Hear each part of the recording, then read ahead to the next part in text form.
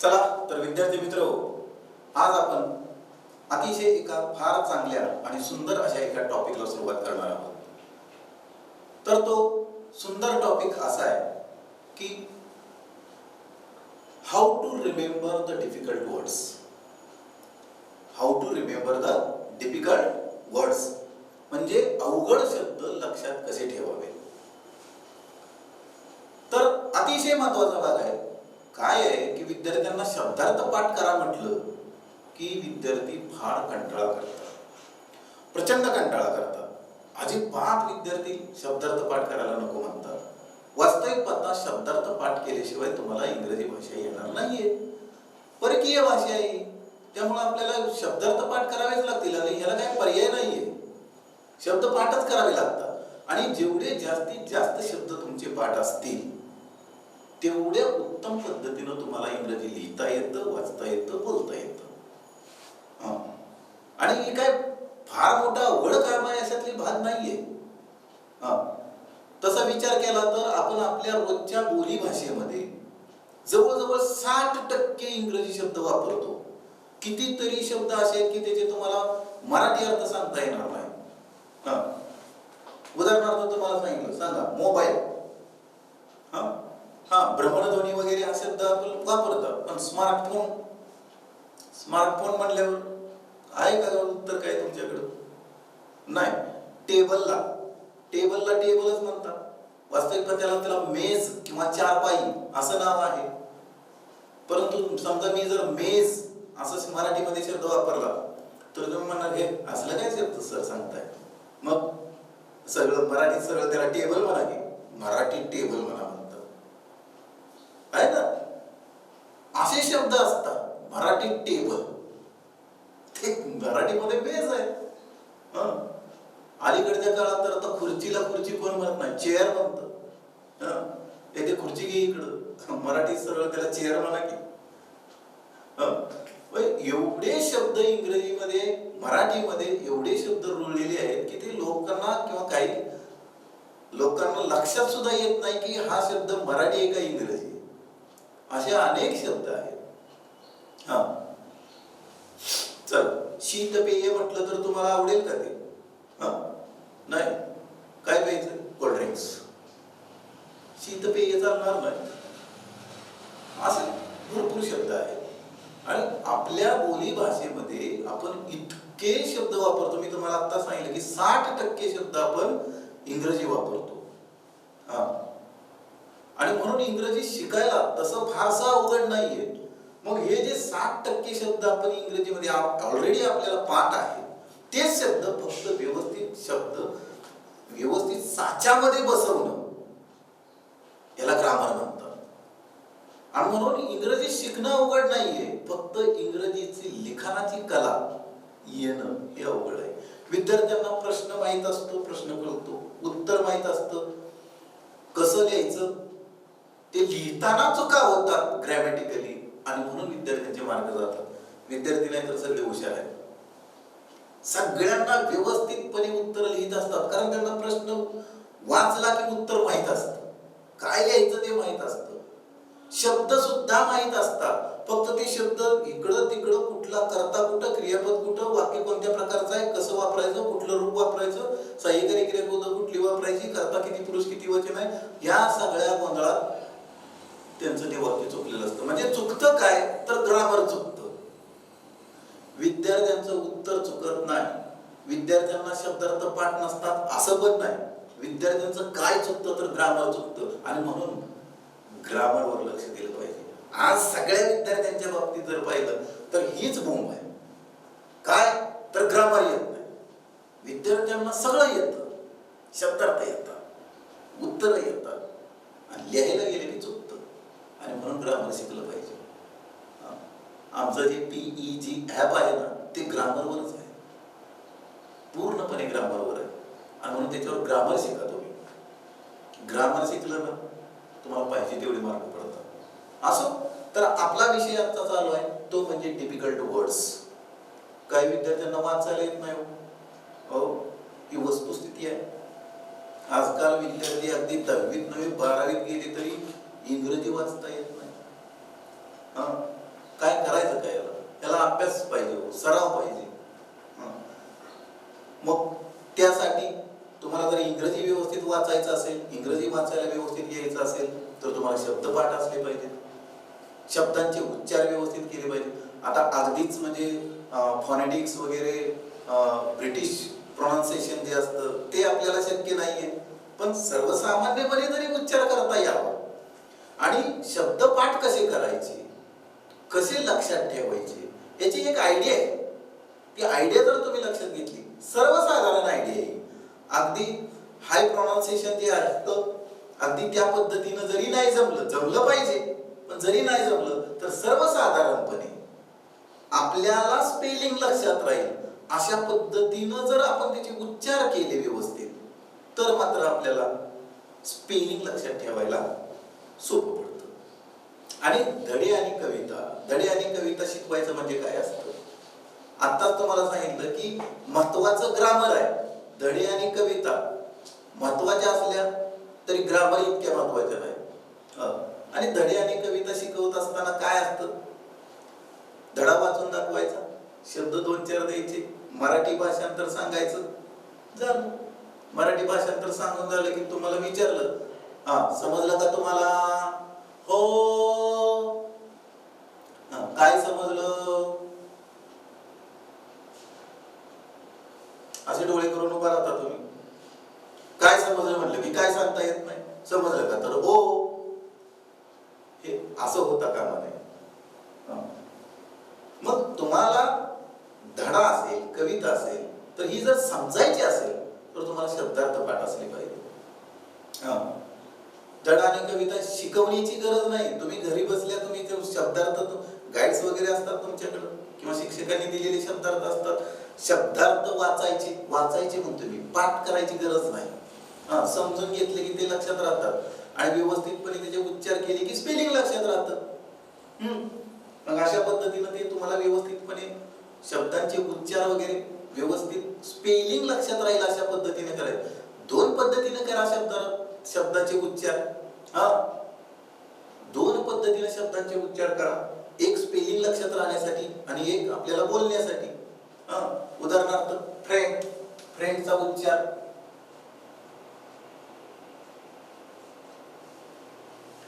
Friend हा आपला बोली उच्चार आहे, परंतु आपल्याला स्पेलिंग लक्षात ठेवायचे म्हणून आपण त्याचा उच्चार फ्री एंड हा आपल्यासाठी आहे. फ्री एंड म्हणजे हा पहिला फ्री FR आहे आणि दुसरा END. माझ्या स्पेलिंग लक्षात राहत नाही किंवा कधी आय राहतंय तर कधी ई चुकतंय स्पेलिंग सांगताना, मग मी जर असं लक्षात ठेवलं फ्री एंड तर ते आपल्या व्यवस्थित लक्षात राहील, बरोबर आहे ना. मग आता हे फ्री एंड असं मी लक्षात ठेवल्यामुळे मग मला फ्री FRI वेलांटी आली ई म्हणून मी आय लिहिलं, एंड साठी ए म्हणून ई माझ्या लक्षात राहिलं म्हणून मी ती एंड लिहिलं.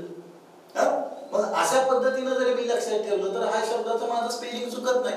परंतु मी दुसऱ्याला सांगताना फ्री एंड असा उच्चार नाही करायचा, तर दुसऱ्याला सांगताना मात्र मी ह्याचा उच्चार फ्रेंडच केला पाहिजे. हे स्पेलिंग लक्षात राहावं याच्यासाठी आहे. आणि म्हणून मग हे जर तुमच्या लक्षात राहायचं असेल तर याच्यासाठी आपल्याला 12 खडी लक्षात ठेवली पाहिजे. मग ती 12 खडी कशी तयार होते, काना मात्रा वेलांटी उकार वगैरे हे कसे दिले जातात, तर हे तुम्हाला आता लक्षात घ्यायचं आहे. या ठिकाणी सुरुवातीला हेडिंग टाका 12 खडी.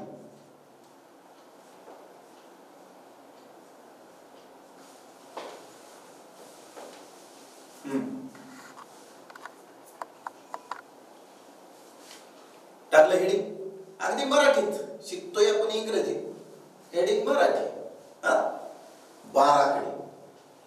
आता ही 12 खडी जर व्यवस्थित तुमच्या लक्षात राहिली तर मात्र तुम्हाला कुठल्याही प्रकारचे प्रॉब्लेम येणार नाही. सर्वसाधारणपणे असतं हे, अगदी शब्दशः याचे जर उच्चार इंग्रजी उच्चार जे आहेत, वीक फॉर्म्स आहेत, स्ट्रॉंग फॉर्म्स आहेत, स्ट्रेस असतात, प्रोनाउन्सिएशन असतात, याचा विचार केला तर मग शब्दार्थ पाठ करणं अवघड होऊन बसेल आपल्याला. पण सर्वसाधारणपणे आपल्या लक्षात राहावेत याच्यासाठी ही 12 खडी किंवा त्याचे माना काना मात्रा वेलांटी उकार वगैरे हे सगळं आपण आता सध्या पाहणार आहोत. तेव्हा तुम्ही ही 12 कडी अगोदर लिहून घ्यायची आहे. अगदी मी लिहितोय त्या पद्धतीनं तुम्ही पण लिहून घ्यायची. KH ग जी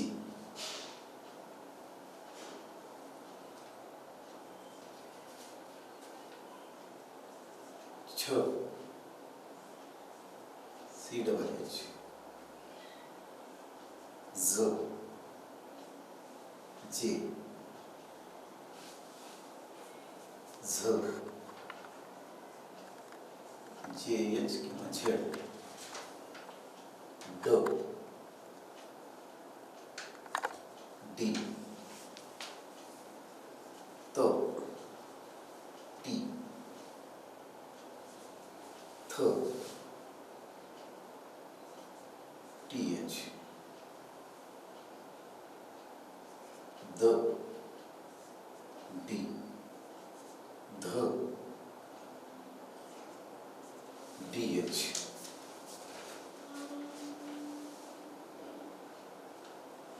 न यन न असलं तरी येणंच येणार.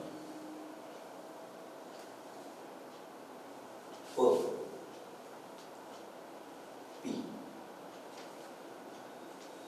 फ PH किंवा F ब बी भ BH म M ट टी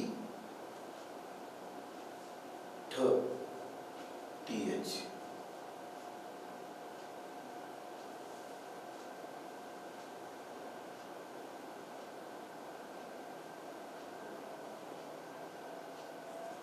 ढ DH य Y R R L L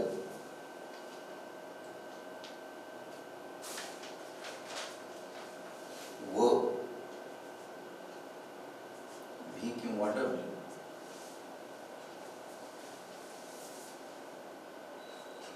श SH स S ह H ल यल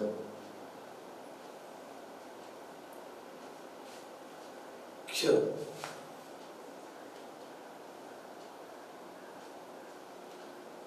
KSH किंवा X आणि ज्ञ DNY.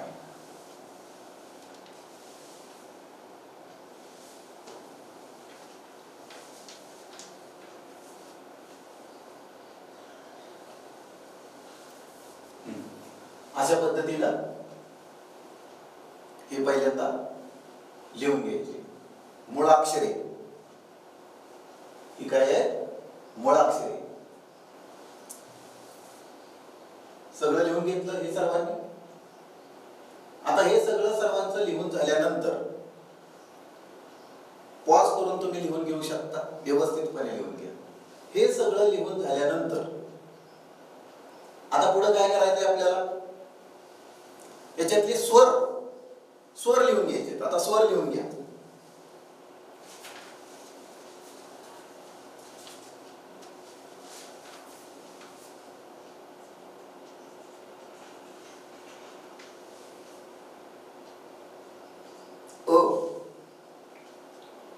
त्याला अ वापरलं जातं.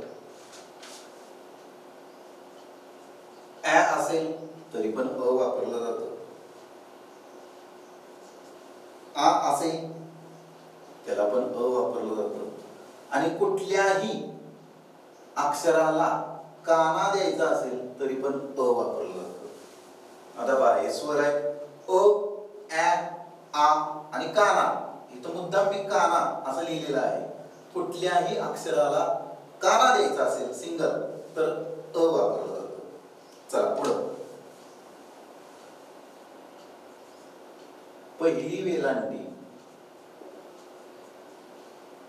आय, दुसरी वेलांटी डबल ई, पहिला उकार यू, दुसरा उकार डबल ओ,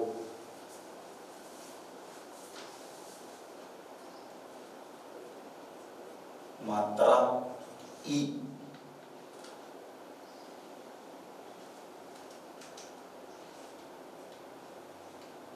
एक काना एक मात्रा,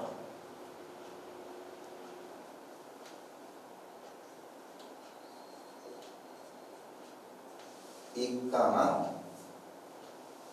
एक मात्रा ओ,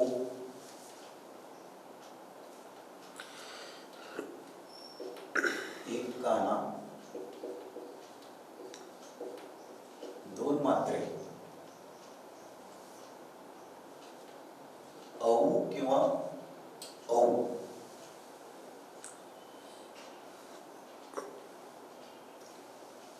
नंतर दोन मात्रे ऐ किंवा ई, स्वर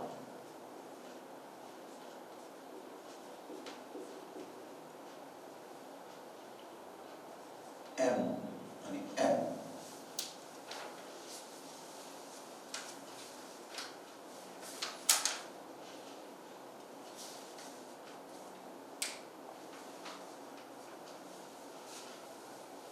अशा पद्धतीने तुम्ही अक्षर त्याच्यानंतर स्वर हे व्यवस्थितपणे लिहून घ्या. अगदी पॉज करून तुम्ही लिहून घेऊ शकता. आता अक्षर किंवा मुळाक्षर आणि स्वर हे लिहून झाल्यानंतर आपण आता बाराखडी कशी तयार होते ते साधारण एक अक्षर आपण घेणार आहोत. बाकीची प्रॅक्टिस तुम्ही घरी करायची आहे. इथं दिलेली आहेत अक्षर, त्या अक्षरानुसार बाराखडी तुम्ही तयार करू शकता घरी. एक आपण पाहणार आहोत आणि ते तुम्ही पण लिहून घ्यायचं आहे. तर आपण घेणार आहोत पहिलं अक्षर प.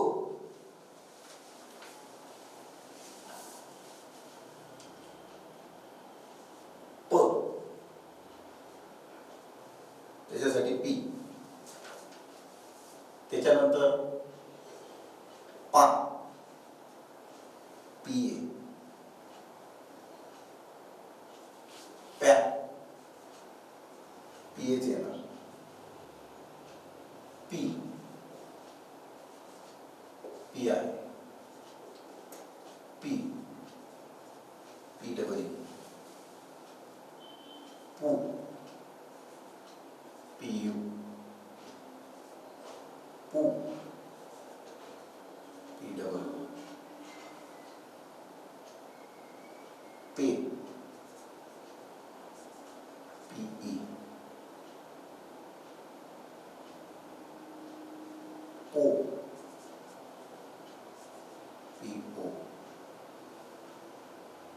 पै,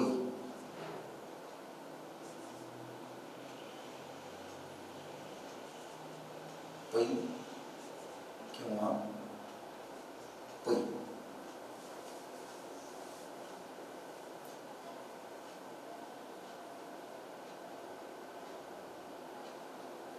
त्यानंतर ओ,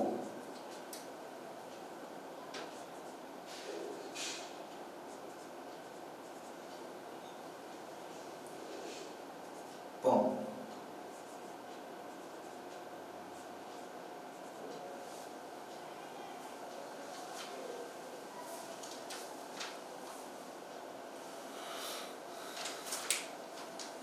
अशा पद्धतीनं आपण बाराखडी या ठिकाणी आता सगळ्याच्या सगळ्या अक्षरांची तुम्ही घरी प्रॅक्टिस करू शकता.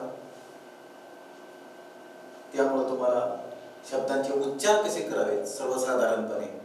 वास्तविकता आपण हे मराठीमध्ये शिकतोय, इंग्रजीमध्ये सुद्धा त्याचा व्यवस्थितपणे वापर होऊ शकतो. पण काही वेळेला खरोखरच विद्यार्थ्यांना अगदी थोडीशी सुद्धा आयडिया नसते उच्चार कसा करावा किंवा काय करावा. त्यामुळं अगदी सुरुवातीची स्टेप म्हणून हे आपण पाहत आहोत. तर अशा पद्धतीने जी बाराखडी तुम्ही त्यानंतर तयार करा. आत्ताच तुम्हाला सांगितलं की त्या पद्धतीनं स्पेलिंग लक्षात राहण्यासाठी आपण ही आयडिया करत आहोत.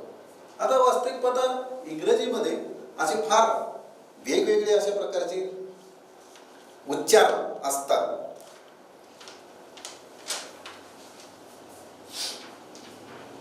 याचे वेगवेगळ्या प्रकारची नावं, आडनावं, गावांची नावं, देशाची नावं असे तुमचं तुम्ही व्यवस्थितपणे तयार करू शकता.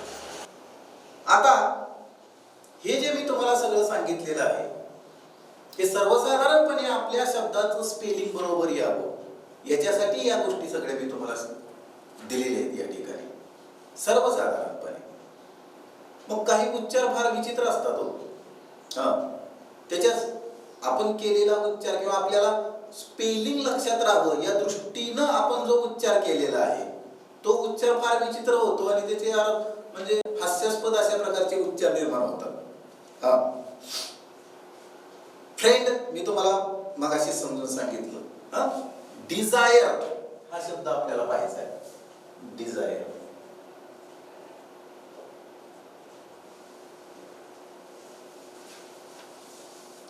डिझायर. आता याचा उच्चार आपल्याला स्पेलिंग लक्षात राहावं म्हणून आपण काय करणार? डेसिरे. आपल्या स्पेलिंग लक्षात राहावं म्हणून तुम्ही कसाही उच्चार करू शकता, स्पेलिंग लक्षात राहायला पाहिजे.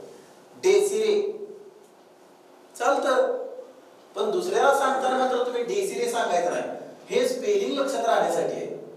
तुम्ही डिझायरच म्हटलं पाहिजे, ते लक्षात राहावं लागतं.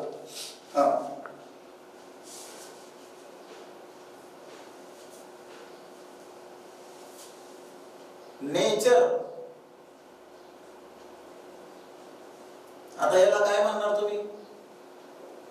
नटुरी. नटुरी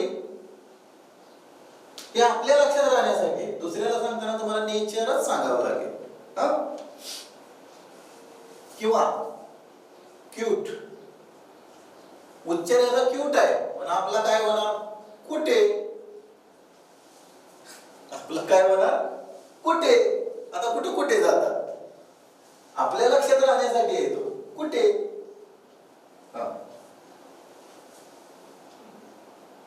टोन. हा टोन आहे पण आपल्या ह्याच्यात काय होणार? टोनी. एक गंमत म्हणून हे सांगतोय मी तुम्हाला. टॅकल.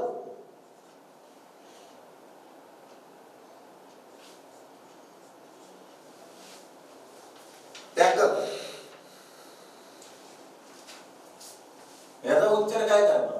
टकले.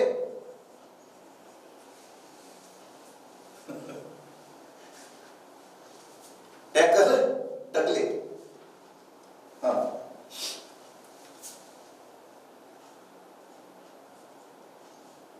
लॉज. लॉज आहे त्याचा उच्चार आपण काय लोडगे करायचं. स्पेलिंग लक्षात राहिलं पाहिजे आपल्याला, राहत नाही. लोडगे. असे गमतीशीर उच्चार आहेत हे आपल्यासाठी आहेत, दुसऱ्याला सांगण्यासाठी नाही. लोडगे, टकले. तसंच आता पुढचा एक उच्चार आहे पहा, bungalow. I have a beautiful bungalow. पण ते बंगला हे उच्चार करताना त्याचं स्पेलिंग लक्षात राहत नाही. आता हे स्पेलिंग कसं आहे बघा.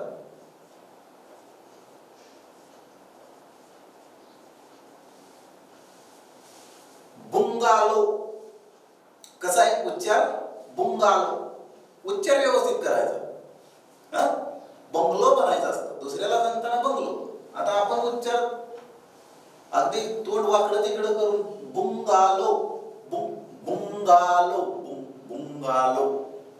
बुंगालो. अगदी म्हणजे अपभ्रंश करत करत विद्यार्थी गंमत करतात. बुंगालो बुंगालो भोंगळा भोंगळा म्हणू नका त्याला. बुंगालो बुंगालो इथपर्यंत ठीक आहे. मराठी उच्चार नीट करत नाही हो काही विद्यार्थी. मराठी सुद्धा उच्चार नीट करत नाही. आता विचारलं एका विद्यार्थ्याला की बाबा असं हे आहे, आपण एक विषय शिकतो, त्या विषयामध्ये नकाशे असतात, जगाचा नकाशा, रस्त्याचा नकाशा, नद्यांचा नकाशा, बर्फाळ प्रदेशाचा नकाशा, असं नकाशा सूर्य, देशांचे नकाशे, ग्रह, चंद्र, तारे याची माहिती दिलेली असते. तो विषय कोणता आहे? तुम्ही सहज सांगाल हा भूगोल आहे म्हणून. तर ते भूगोल सुद्धा नीट म्हणता येत नाही. भूगोल कुठला विषय? भूगोल. आता काय करावं? असतात असे काही उच्चार. बुंगालो. त्याच्यानंतर पहा इंग्रजीमध्ये आपण TO2 म्हणतो, DO2 म्हणतो. मग GO काय म्हणायचं? गो म्हणायचं. जीव गो म्हणायचं. आता ते पद्धत आहे, त्याला आपण काय करणार? आता आपल्याला स्पेलिंग लक्षात राहण्यासाठी टो, डो आणि गो आपल्या पद्धतीत ते बरोबर येतंय, पण इंग्रजीमध्ये काय ना ते TO2, DO2, GO, गो. गो म्हणायचं. आता आणखी काही उच्चार तुम्हाला सांगतो. आता सायकोलॉजी.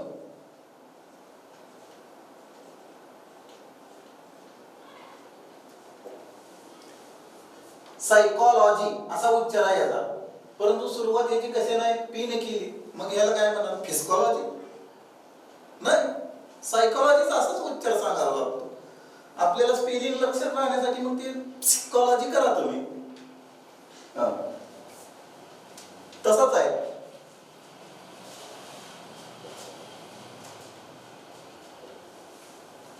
केमिस्ट्री. मग याला केमिस्ट्री. आपल्याला लक्षात राहत नाही तर करायचा तसा, तो आपल्यासाठी. त्याच्यानंतर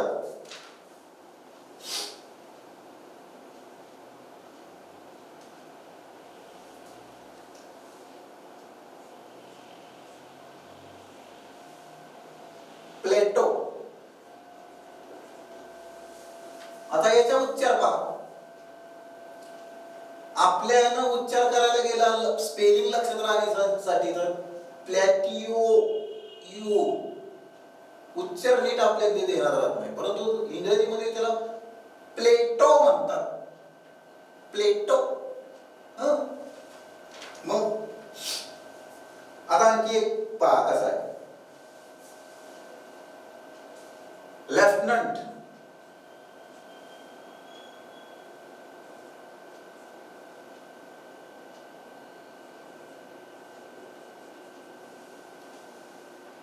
LIEUTENANT. लेफ्टनंट म्हणताना आपण लेफ्टनंट म्हणतो, म्हणजे फ चा उच्चार करतो ठिकाणी.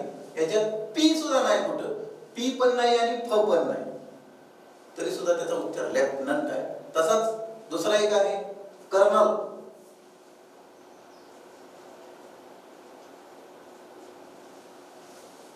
कर्नल. कर्नल र म्हणतो आपण, याच्यात आर कुठंच नाहीये. काही गमतीशीर असे उच्चार आहेत. इकडं आपण हे गमतीशीर उच्चार पाहिले, आपण आपल्या स्पेलिंग लक्षात राहावं म्हणून केलेले हे उच्चार आहेत. हे सांगण्याचे उच्चार नाहीये.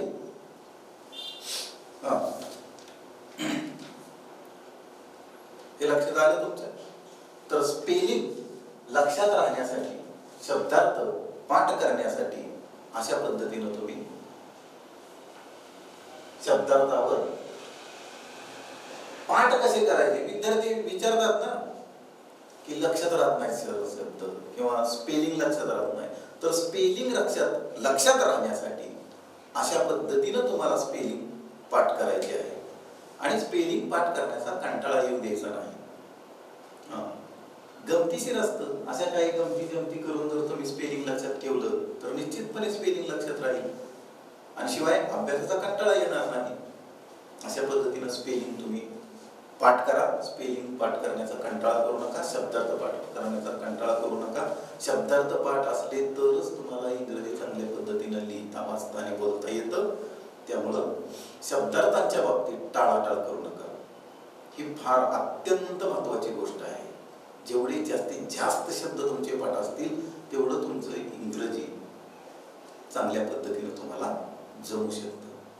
त्यामुळं शब्दार्थावर जोर द्या, भर द्या.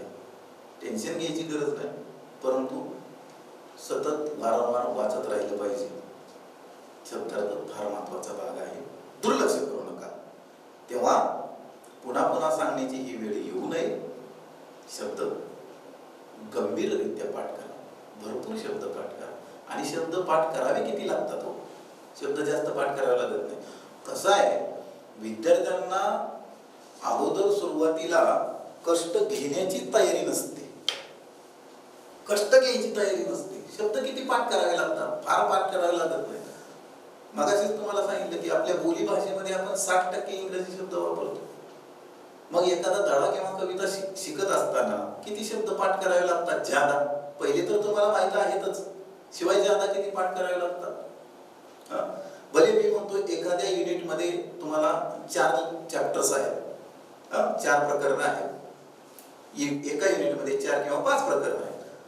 मग त्या पहिलं जे काही तुमचं प्रकरण आहे, पहिला जो चॅप्टर आहे, जे त्या लेसन वगैरे असेल किंवा पोएम असेल, तर त्याच्यामध्ये समजा 200 शब्द निघले. ओके, ठीक आहे, 200 शब्द आम्ही सावकाश पाठ करू. 200 शब्द आम्ही सावकाश पाठ करू. अगदी मी म्हणलंय का तुम्हाला की पहिल्याच दिवशी 200 शब्द पाठ झाले पाहिजे? नाही ना. तुम्हाला जेवढे जमतील तेवढे पाठ करा. कशासाठी तुम्हाला एकदम 200 शब्द पाठ व्हायला पाहिजे? तुम्ही जर रोज 10 शब्द पाठ करण्याचा जर नियम घेतला, व्रत घेतलं, तर अक्षरशः एका वर्षात एवढे शब्द पाठ होतील की आजकाल ग्रॅज्युएटचे विद्यार्थ्याला जेवढे पाठ नाही तेवढे तुमचे 9वी 10वीच्या विद्यार्थ्यांचे सुद्धा, अगदी 8वी 9वी 10वी तिन्ही वर्गातल्या विद्यार्थ्यांच्या बाबतीत सांगतोय, ग्रॅज्युएशन झालेल्या विद्यार्थ्याच्या सुद्धा एवढे शब्द पाठ नसतील एवढे तुमचे पाठ होतील. रोज 10 शब्द पाठ करायचे, फक्त 10. स्पेलिंग सहित उच्चार, मराठी अर्थ सगळं क्लिअर आलं पाहिजे. फक्त 10 शब्द पाठ करायचे तुम्हाला.